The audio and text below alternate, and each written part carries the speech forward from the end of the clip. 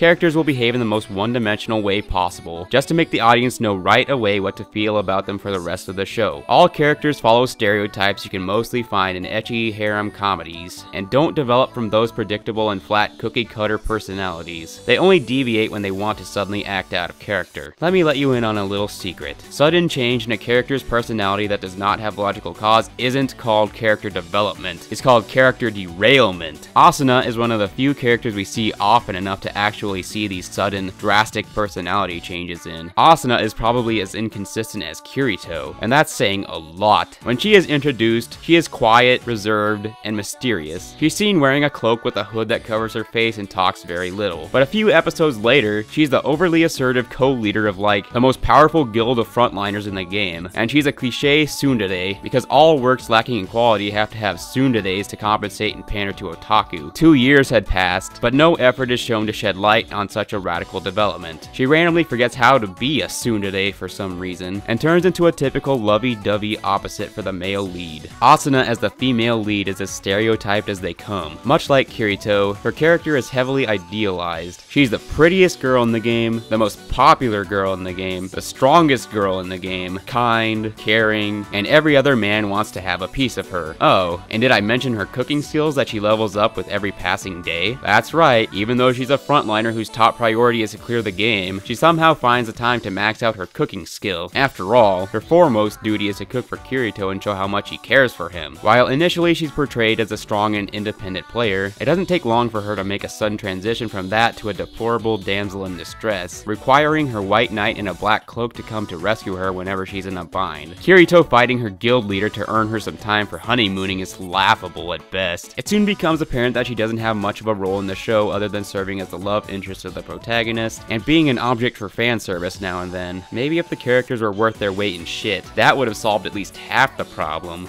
6. I can't put enough quotation marks around the word perfect, so I won't even try. Why this sorry excuse for a main character is so worshipped by the fanbase is completely beyond comprehension, but then, it's a fact that the average anime fanatic doesn't actually use their brain at all. It's a known fact that Gary Stu characters are reviled for being extremely uninteresting to watch, due to their high level of predictability and lack of dynamism. So why is Kirito not despised as well? A secret lies in how he's initially presented as a shut-in and a nerd, just like most people who will be watching the show. Everything about him is generic, even his appearance and his voice, just like your typical self-insertion harem protagonist. The writer managed to make Jesus so generic and relatable that the majority of people who watched the show could easily insert themselves into his position. He wasn't just relatable to the author. He's about as relatable and desirable for otaku as it gets. It's because he isn't immediately painted as a perfect being, and is instead painted as a blank slate for self-insertion that this Gary Stu-ness is accepted rather than shouted down. Just why is Kirito so popular? Certainly not because he's a well-written or deep character. Even the fanboys generally aren't retarded enough to make such a bogus claim. Generally. What you will hear repeated ad nauseum, however, is how badass he is. That's right, they worship the fortune bad writing lays on him in the form of enormous asspulls that allow him to overcome any situation, and girls that throw themselves at him for no reason at all, and the aforementioned aspect of how pathetically easy he is for an otaku to insert himself into the position of. So basically, Kirito is the best at any and everything, and can overcome any problem for no reason other than the fact that he's the main character. Sword Art Online is full of statements like, Kirito is the first to, or Kirito is the only other player to, or Kirito is the best at, or Harem member X is the best at. Let's look at everything people somehow think constitute as badassery. He's the best player in the game. The only player who beats him is the creator of the game who, like we already established, only won because he was cheating. No explanation for his being completely overpowered is offered except that he's a beater. The first beater, by the way. And he sure as hell wasn't the only beta tester. There were actually 1,000 of them. So why is there such a massive gap between him and the other players? Because he's the protagonist, whom everyone wants to be. And the only other player who comes close is Asuna, who of course is in love with him for no actual reason. I shouldn't even need to mention the fact that it's impossible to do well in MMORPGs without a group of people to work together with. Kawahara, don't you know nothing? He's the only player in the game who actually has the dual wielding skill, a skill whose introduction is completely hilarious nonsense. So there's this group of players that's literally getting butchered by a boss. This is one of many attempts by the writer to make Asuna and Kirito look like nice people, but in his desperate, fumbling effort to do so, he made them look like imbeciles. They stand there regurgitating a bunch of forced and cliched lines, like, "I can't take it anymore," as other players they don't even know are slaughtered, rather than actually charging in there and distracting the monster so they can make their escape. Hey idiot, if you wanted to actually make them look like nice, caring, selfless people, they wouldn't have sat there worrying about themselves and would have just helped. That's what a real selfless person would do. You try so hard to make them look like that, but fail miserably. What was I talking about again? Oh yeah. So Kirito had the dual-wielding skill literally dropped into his inventory 6 months earlier for a stupid reason that isn't explained until Kirito beats the game 5 episodes later. That reason being that he's, and I shit you not, the player with the fastest reflexes in the whole game. Of course! But anyway, so he's been hiding this skill because people would know about it and he didn't want people to bother him about it. And that's it. But in reality, he only refuses to use it because every battle would end in 2 seconds if he did. His unwillingness to use this skill results in a bunch of needless deaths and face-palmingly forced drama. And guess what? His revealing of this power didn't cause any problems at all, except that Heathcliff/Kayaba wanted to duel him because he made the skill so that he could duel the best player in the game himself. That's why he invented the skill in the first place. He then goes on to solo the floor boss all by himself, a boss whom they previously weren't going after because they were alone, and they're supposed to take several dozen players to take down.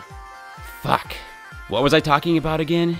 Oh yeah, badass fail. This happens a lot in ALO, where they continue the nonsensical ploy of building up enemies to look extremely powerful and painting Kirito as being at some disadvantage for the sole reason of making Kirito look all the better when he inevitably defeats them. For example, they repeatedly state that Kirito's race's magic doesn't directly help in combat, but ultimately, this turns out to be a flat-out lie. So Leafa, figures out that she and Kirito are being pursued by a group of random bad guys who don't matter. Leafa does the job of making them sound intimidating by saying, "Oh, they must have a high-level mage with them," and shit. In any other work written by someone whose intelligence is greater than that of a 5th grader writing a fantasy about themselves, this may have been a way to introduce tension and apprehension for the upcoming battle. But anyone who's been paying attention has noticed the trend in this show by now, and knows that Kirito overcomes any and every obstacle no matter what Deus Ex Machina is required to make it happen. So they fight and start losing. But what happens to overcome their apparent disadvantage? Kirito uses so-called illusion magic to turn into a normal monster. Apparently, a normal monster looks suspiciously exactly the same as the floor boss Kirito soloed in Sword Art Online. But even though this thing is supposed to be an illusion, and he turned into it right in front of his enemies, they all freak out like it's a real monster. And to top it all off, he picks them up in his hands and mouth and butchers them without opposition. Clearly, this wasn't just a fucking illusion. So thanks to the power of bad writing, Kirito wins anticlimactically and unsatisfyingly thanks to yet another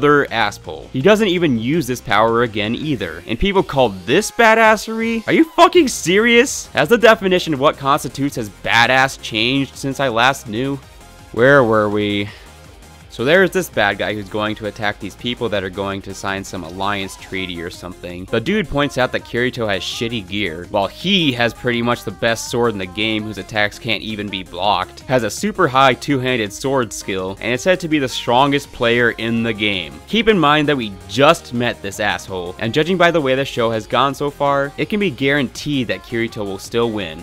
And he does. So basically, this scene proves that Kirito is the best player in the game after only playing it for 2 days. Let's look at some other general privileges that are bestowed on him for no reasons, other than the fact that he is a self-insertion protagonist whom everyone wants to be. The author says that he's been building machines since the age of 6. Saying this only proves 2 things. 1, that the writer is a fucking idiot who doesn't know what the motor skills and mental capacity of a 6-year-old actually are, or could ever realistically be. And 2, that Kirito is supposed to be a genius, in addition to everything else he allegedly is as well, unless Legos count as machines now. He's the first beater. He's the only other player in ALO besides Leafa who's able to handle super high speeds. He's the only person to have an omniscient plot device AI, and he suddenly gains the skills of an expert hacker out of absolutely nowhere because the writer is bad and wanted to force a certain thing to happen with the story. What about the harem members? Silica is a master knife wielder, has an ultra rare Pokemon, games, and is a child idol who abuses her popularity to get to higher levels. But for some reason, when Kirito shows up, she suddenly hates her popularity just so Kirito can save her from it. Liz is an axe master and expert blacksmith. Sugu/Lifa is a top middle school kendo sparrer and one of the best ALO players. And Asuna is one of the best SAO players, the best girl player, the prettiest girl and bona fide idol, and the best cook.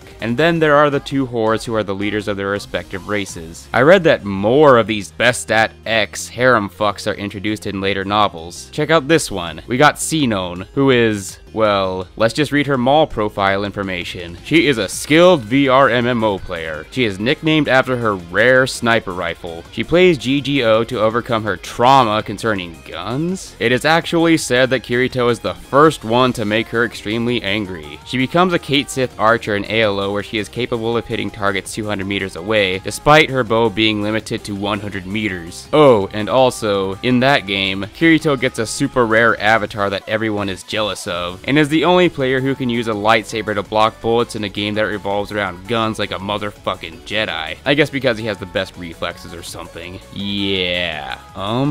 So what's good about Kirito? Well, he isn't a pussy, like 84.6% of male protagonists in anime nowadays, I guess. That's not much in the way of legitimate praise, but that's all there really is. But considering the alternative he offers, I'm not sure that's really all that great after all. Jesus, I mean Kirito, you will hear basically described in a way similar to the guy from the world God only knows. Kirito is conveniently the only magical force of change that can help each girl he encounters, and they fall for him without any real effort on his part. He's a force of general good, fanboy quote, and nothing more. He basically finds the best girls in the game where it's explicitly stated that only like 10% of the player base is female, and they're all amazing and beautiful, and they all fall in love with him instantly. You can't deny the blatant wish fulfillment and harem setup. Okay, so let's dissect this asshole bit by bit. He's originally portrayed as being antisocial. Well, actually, we're just told this and not actually shown it, and so are expected to just believe it. In some shoehorned attempt at characterization written backwards into the story all the way at episode 23, almost at the end of the show, he talks about how he just didn't belong because of his sister cousin or something, and so he became a shut-in and started playing online games. At the age of 10, he claims he didn't want to join guilds or be part of a team, but his behavior completely contradicts all of these claims. There are lots of instances that show this, but some of the ones right off the bat include the following: helping a random noob in the first episode, partying with some random fucker he just met and eating dinner with them in the second episode, and joining a random low-level guild for no seeable reason other than that there's a cute girl in it in the third episode. Another one later on that's especially hilarious is that some random old dude sits next to him out of nowhere, and he instantly starts palling around with him as he fishes. This continues on for the rest of the series. But wait guys, he's actually antisocial and not good with people and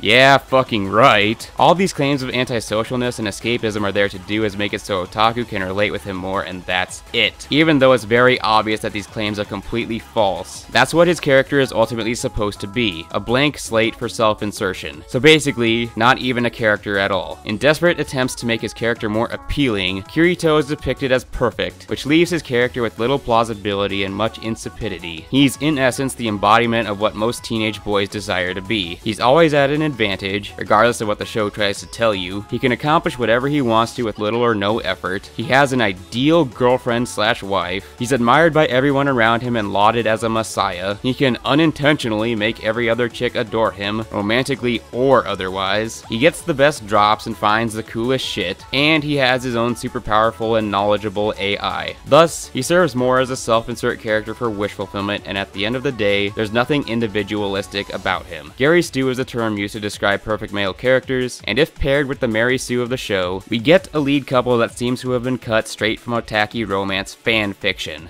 Oh wait. He isn't even remotely believable as a character. He's just a plot device for wish fulfillment and self-insertion. He's the best at everything, solves all the mysteries, beats all the monsters, wins all the chicks, and saves the day. Every gamer's dream, right? No reason why he is so good at everything. We are just supposed to accept that he is super cool and wish to be like him. An overpowered character is a boring character exactly because there is no challenge he can't overcome. And there is no tension in any conflict because you know how it will be resolved. All of the tension is deflated when you you know that the protagonist will automatically win just because he's the protagonist. Where the hell is the excitement supposed to be when he's just made to be the best at everything for no fucking reason, and gets the best of everything for no fucking reason? Is there supposed to be actual tension when you know that the fact that he's completely overpowered will end the conflict anticlimactically? There's absolutely no payoff in the end. He's also there to give forceful explanations of how the game works, as if it's too hard to just show that on screen. At least until Yui shows up to take over most of the duties of that job.